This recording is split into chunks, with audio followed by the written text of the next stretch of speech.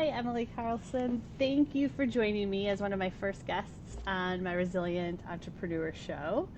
I know you are a founder, CEO, and host of PBA Consulting, and I was a guest on your podcast, Powered by Authenticity, in the past year, and recently now a best-selling published author. And you've been a business owner for about 3 years now, right? That is correct. All right. Well, welcome, and I am really excited to have you on my new podcast.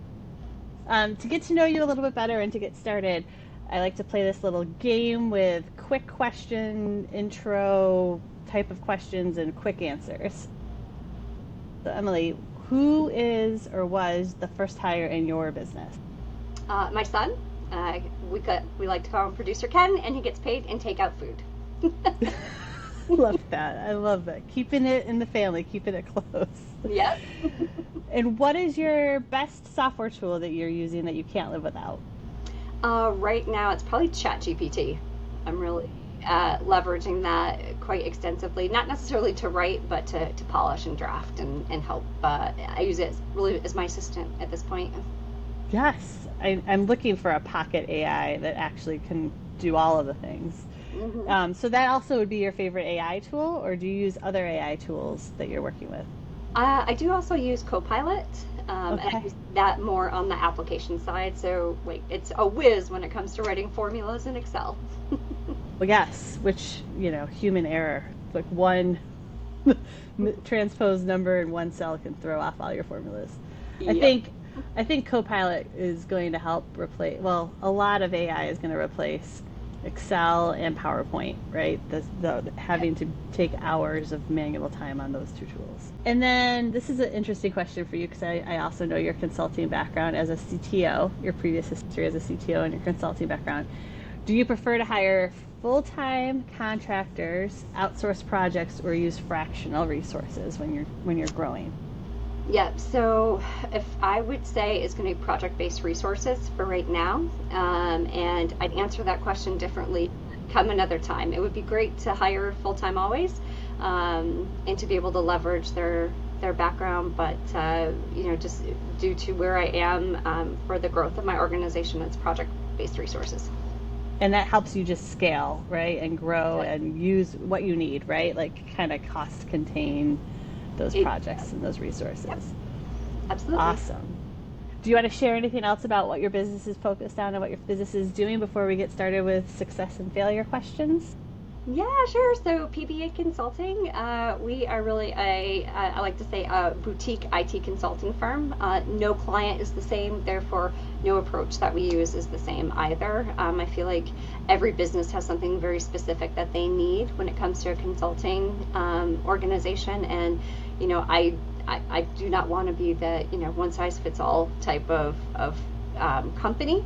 And then from a podcast perspective, empowered by authenticity, we're just trying to grow at this point in time, and we've through amazing guests like yourself have been able to grow into just about 50 countries at this point in time, and continue to expand our demographics and our reach across the globe.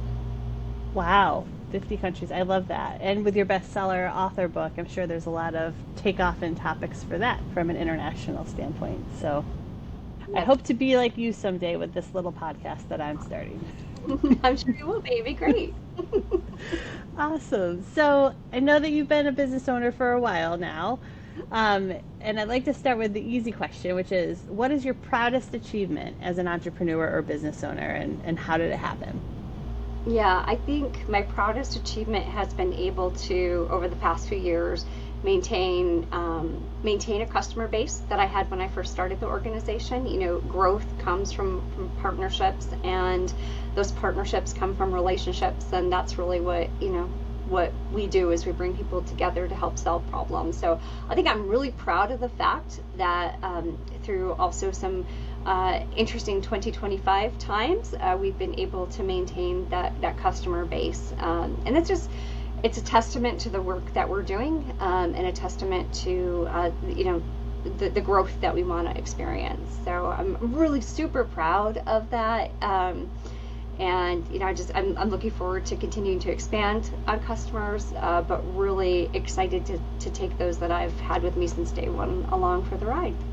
I love that. And, everyone's always focused on new customer acquisition, but retention and customer success and keeping current customers happy and having them be long-term customers and not just short transactional, like you talked about relationship, but that whole retention, satisfaction, Yeah. and long-term mutual commitment to each other is really huge for a small business, I think.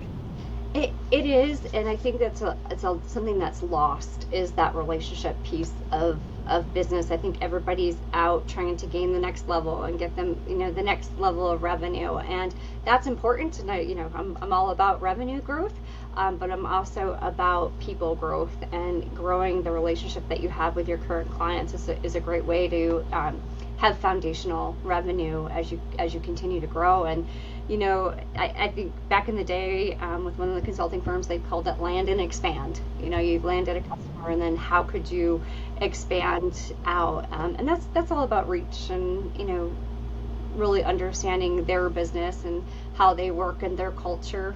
That's another big piece that I think people forget from a consulting perspective, is that the people that you place within a client, you have to have a culture fit, because there is, if you can't fit together culturally and understand how each other work, then you're not going to be able to expand, that either. So I think that cultural piece is also something that we, a lot of firms miss, that we definitely take into consideration.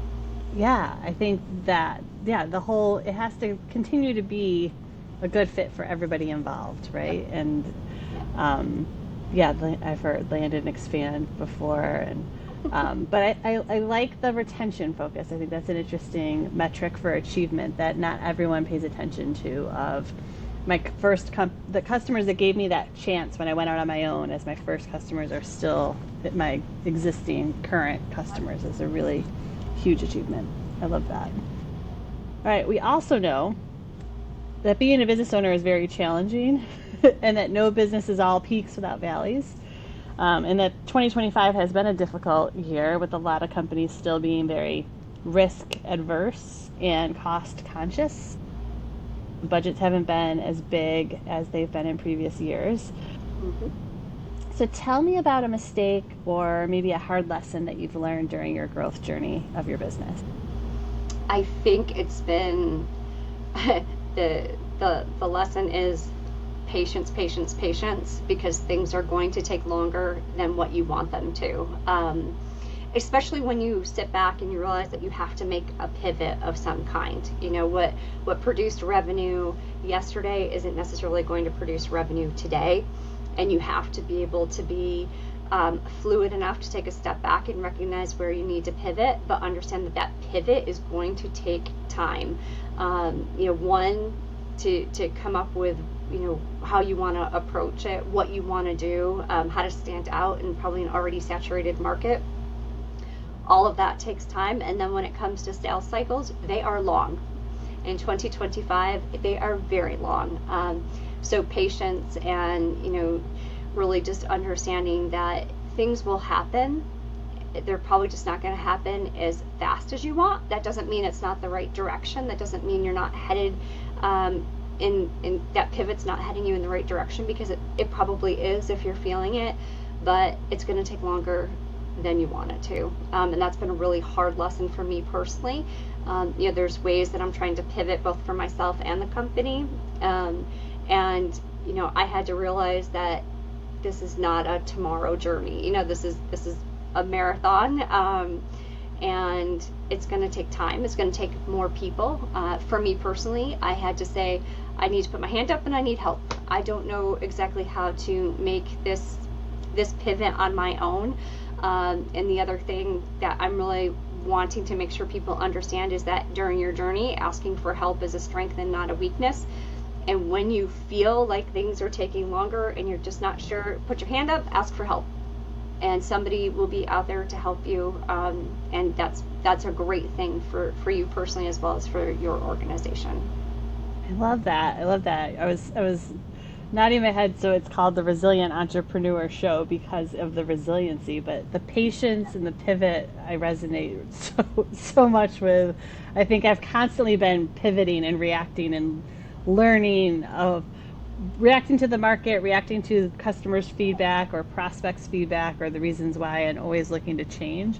But also that patience, like we can't control the timing, we can't control external variables, we can't control the customer's timeline or budget or sense of urgency. It's not necessarily going to fit with our timeline, right? And so the patience and the pivot, and then people you mentioned, so it's another P. I'm like into the alliteration that happened there with the people. And I think the vulnerability, right? Like you're not an expert in all things, and so knowing when to surround yourself with people that are better at or smarter at or have a complementary skill set than you do in certain areas, I think is also huge. And then I would probably throw in like persistent for the other P from for just to keep up with that alliteration of just don't give up. You got to keep on going. And in a lot of ways, business ownership is like sales. I think you need a lot of the same skill sets. The other thing is LinkedIn is a beautiful thing. Go find somebody on LinkedIn who's doing what you want to do, where you're trying to go, and send them a message and say, I just want 5 minutes. And you're going to find very few people who, you're going to find some who just either don't have the time or, don't understand, why you'd come to somebody who may seem like a competitor in your space. But the truth is, if they're doing it well, why not ask them ask them for some help. Just, you don't have, it doesn't have to be anything more than a 15-minute coffee or, a glass of wine or whatever it is. But reaching out to those who are doing exactly where you're trying to go, you're going to learn a lot from in that short conversation. Absolutely. Yeah. I'm really big on building like a partner network. And so as I was looking at rebranding my website or building this podcast, I went to like ask people that do that for a living, what are their thoughts on marketing? What are their thoughts on website? What are their thoughts? What's working? What's not working? Getting a couple of different people's opinions and perspectives. And then hopefully you also are able to add value to them and answer some questions that they have in an area of your expertise. But I've definitely, like, the focus of partnership has been huge for me in the past, I'd say, year and a half, 2 years of just building this partner ecosystem of people that are better at different things than I am, right? Yeah. I love that.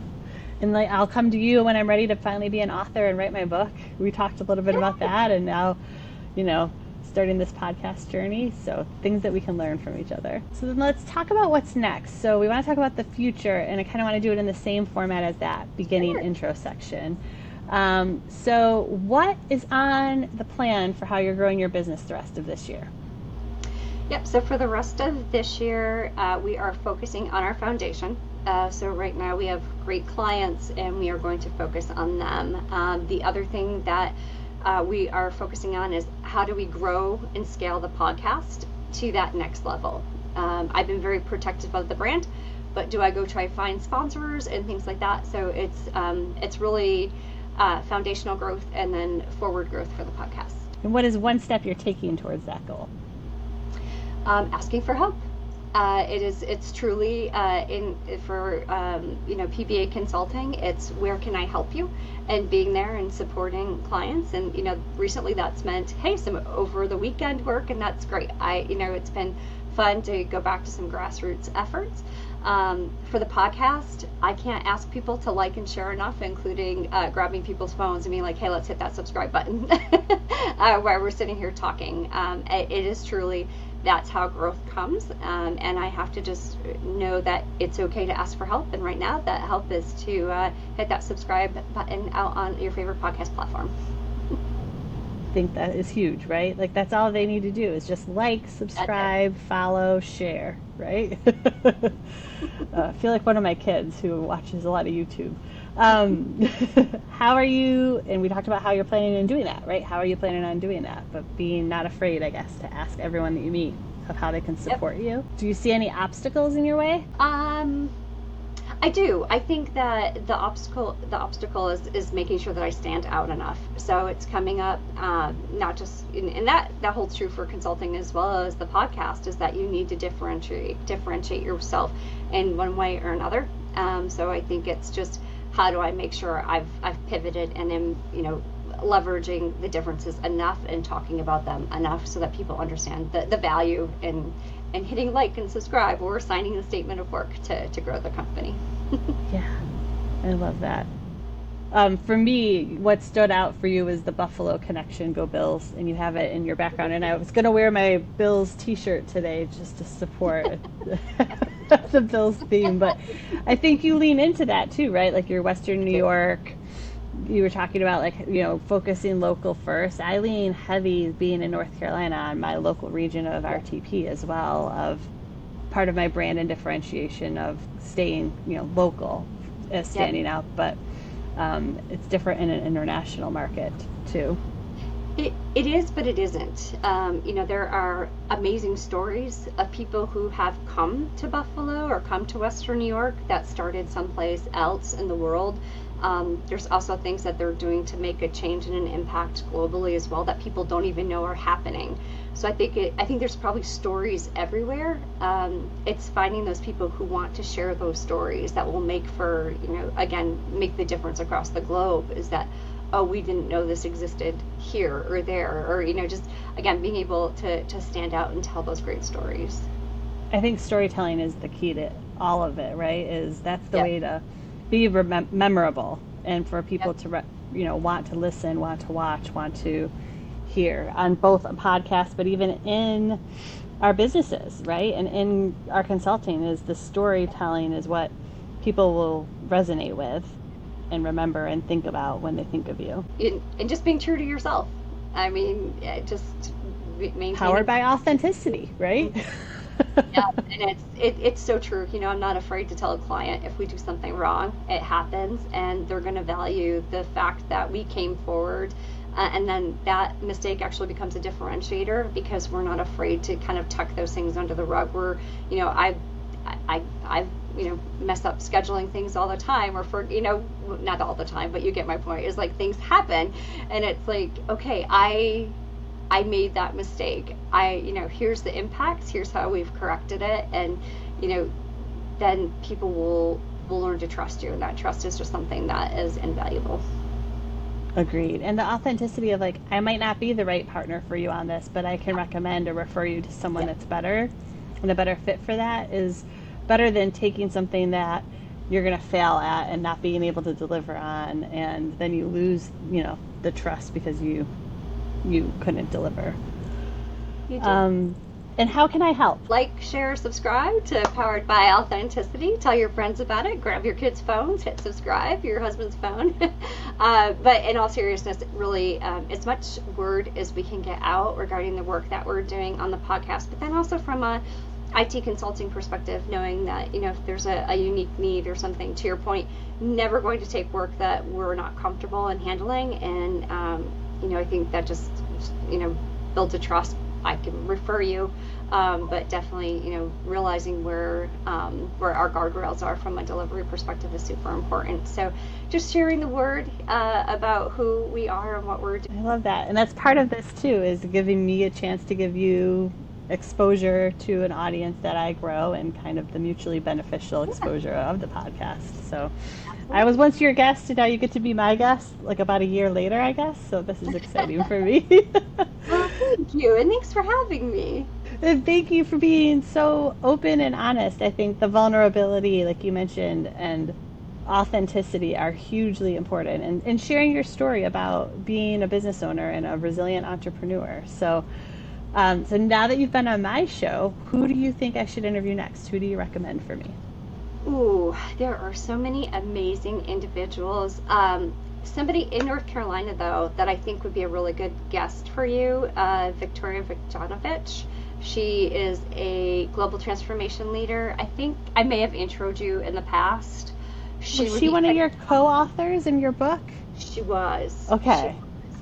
And I know that through her journey of getting her her doctorate degree. There's been some work that she's working on. I think she would make an excellent guest. I think you guys would have an amazing conversation, and you would have that North Carolina connection. But she is one amazing lady, and somebody who I think would be a great fit for you to talk to on the podcast. Awesome. I appreciate that. And Victoria, we're coming for you next. All right. Well, thank you so much. This was fun, and I appreciate your time, and it was really good to see you again and catch up with you Yes, again. you too. Thanks for having me. Thank you.